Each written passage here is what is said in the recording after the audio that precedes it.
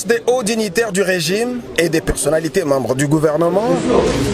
Bref, environ 400 chefs de partis politiques en présence du présidium de l'Union sacrée au Salon Congo de l'hôtel Pullman. Décor bien planté pour des assises importantes consacrées à la présentation de la charte de l'Union sacrée et à son adoption par le membre du présidium et les chefs de partis politiques conformément à l'article 72 de cette charte.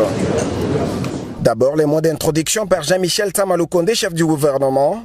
Chers camarades de l'Union sacrée, bonsoir. Puis, les discours d'ouverture par Christophe Mbosso, président de la Chambre basse du Parlement. Il s'agit d'adhérer aux valeurs, principes et cadres pragmatiques. Peu avant, la voie des sagesses tracée par le chef du parti au pouvoir, Augustin Kabouya Chilumba, consistant à cultiver le dialogue en cas de crise. Le monde entier nous regarde et la population nous fait confiance à lâcher mon abouté. Aujourd'hui, le monde entier nous regarde. Nous sommes réunis dans cette grande salle. Et la population nous fait confiance. Chaque œuvre humaine ne manque jamais des imperfections. Nous n'avons pas dit que tous les problèmes sont réglés à travers notre charte. C'est aujourd'hui que les problèmes vont commencer. Ayons la sagesse, à chaque moment, quand il y aura des petits problèmes entre nous, qu'on les gère avec sagesse. Soyons sincères envers les autres. Privilégions les dialogues parmi nous. Ayons l'esprit de pardon. Nous sommes des humains. Chacun de nous a ses défauts et ses qualités. Faisons un effort pour se supporter mutuellement. Il n'y a pas de saints. Quand certains veulent rejoindre l'Union sacrée, qu'on ne tienne pas les discours, lui c'est un tel. Non. Le chef de l'État a besoin de tout le monde pour ce pays et pour le développement du Grand Congo. Je dis Ça n'est suivi la signature de la charte.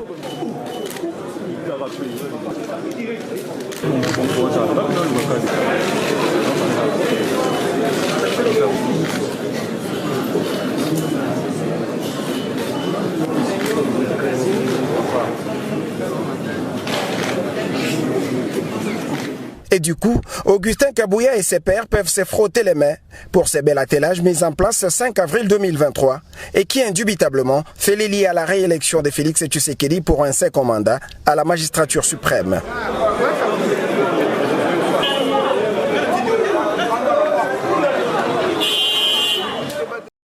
C'est en travaillant ensemble que nous pouvons espérer relever les multiples défis qui plombent le progrès économique et social de notre pays. Ce sont ces mots du vice-premier ministre au ministre en charge de l'économie nationale, Vital Kamerhe, qui résument l'esprit de travail qui animera cette nouvelle équipe de la commission économie et finances du gouvernement Samad II.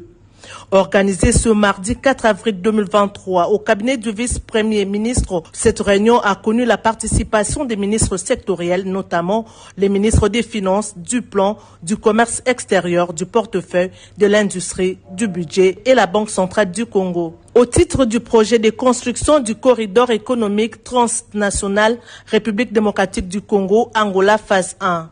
Vital Kamerhe, vice-premier ministre en charge de l'économie nationale, en sa qualité de président de cette commission, a fait l'observation qu'à ce jour, la vocation de la commission est d'opérer en aval des initiatives sectorielles comme un premier point de filtrage technique et politique des dossiers et propositions à caractère économique en prévision de leur transmission au Conseil des ministres.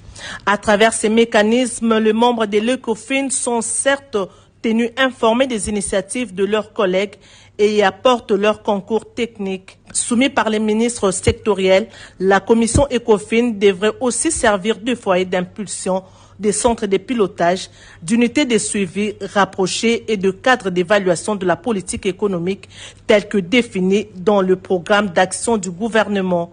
Parmi les priorités, le VPM Vital Kamerhe donne quelques orientations. Il s'agit notamment de l'impératif de la diversification économique et l'accroissement de la production locale dans la perspective d'assurer une substitution intelligente des importations par des produits locaux.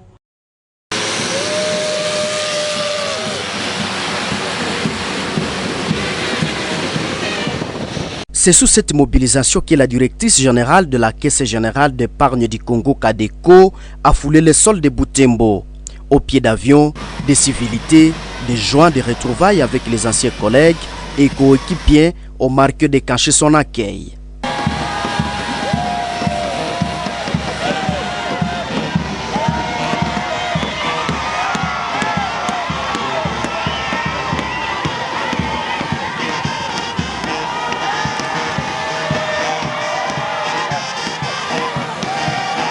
L'arrivée de Mme Juliette Mbambo Mouole dans son fief est une première depuis sa nomination à la tête de la Cadeco. Une arrivée qui justifie notamment par la poursuite des travaux de facilitation d'accès au crédit dans cette caisse de l'État. C'est à faveur de sa clientèle qui subit des atrocités de guerre imposées par les terroristes ADF. Ému, je ne pouvais pas m'attendre à ça.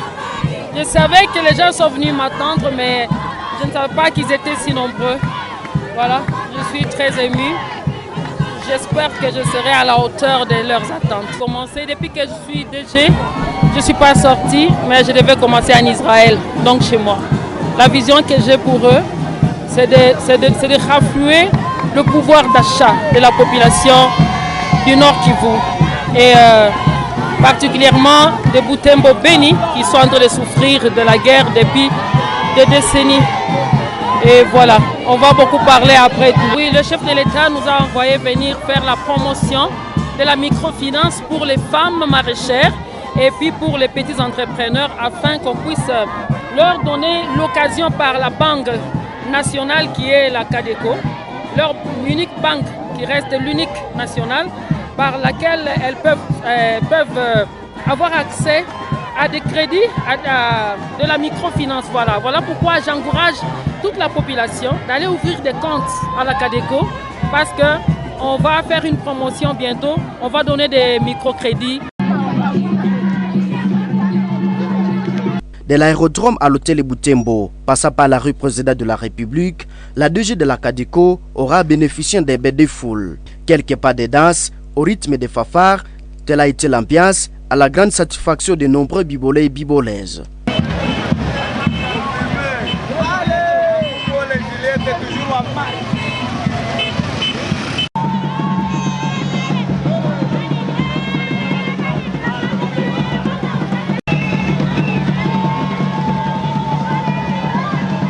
C'est vers 13h30 que la DG de la Cadeco a signé son entrée à l'hôtel Butembo. Ici, elle s'est très vite entretenue avec sa base sur la vision du chef de l'État, Antoine Félix Tshisekedi Tshilombo, qui consiste notamment à pacifier l'est de la RDC, jusque-là déchiré par la guerre. Sana Nipati à Cadeco comme directeur général, il a embattu la vision de l'Alliance congolaise de lutte contre la pauvreté.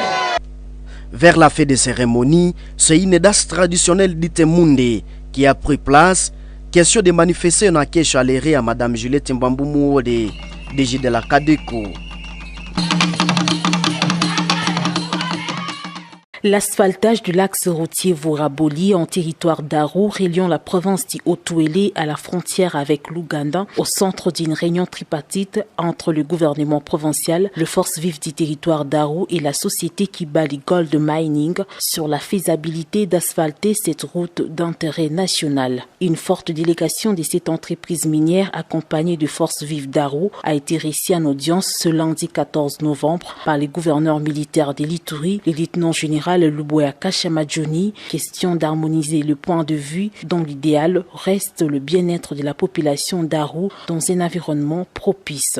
Il y a ce qu'on appelle la route revêtue et la route battue. Ce que Kibali fait aujourd'hui, c'est une route battue, n'est-ce pas? En termes de limonite.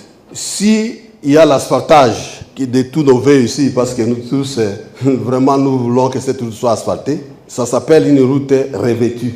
Les échanges entre les trois parties prenantes devront aboutir à des résolutions pertinentes au bénéfice de la population de cette contrée de l'Ituri, a martelé les gouverneurs militaires au cours de cet tête-à-tête. C'est vrai que les uns et les autres sont liés par des textes, et son Excellence, Monsieur le Gouverneur, tout à l'heure, a dit, au-delà de ce que nous voyons, au-delà des intérêts des uns et des autres, il faut plutôt voir l'homme. Signalant que ces travaux financés par l'entreprise Kibali Gold Mining va énormément contribuer à désenclaver et à développer cette partie de la province de l'Ituri.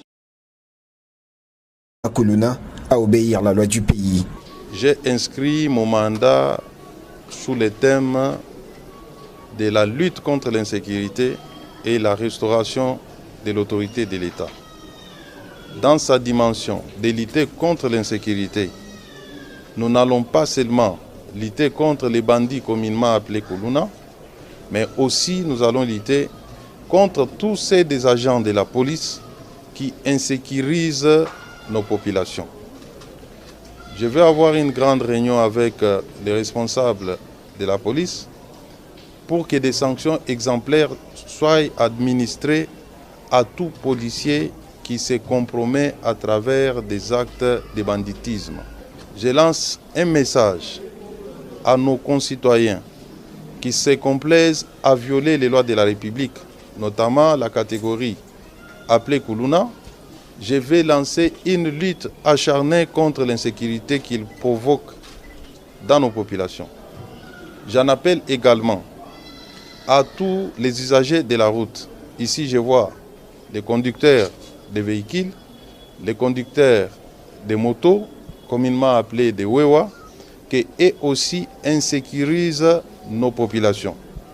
À travers leur mauvaise conduite, nous allons bientôt d'abord lancer une campagne de sensibilisation à leur endroit pour qu'ils arrêtent et qu'ils se conforment aux règles du code de la route. Et ensuite, nous allons devoir sanctionner sévèrement. Je dis bien sévèrement. Il n'y aura pas des intouchables. Celui qui ne va pas se conformer à la loi, il trouvera le gouvernement de la République sur son chemin. Il trouvera notre police nationale sur son chemin. Intercepté à la sortie par le malade en difficulté de paiement des frais d'hospitalisation, le numéro 2 du gouvernement congolais n'a pas hésité de faire parler sa générosité légendaire.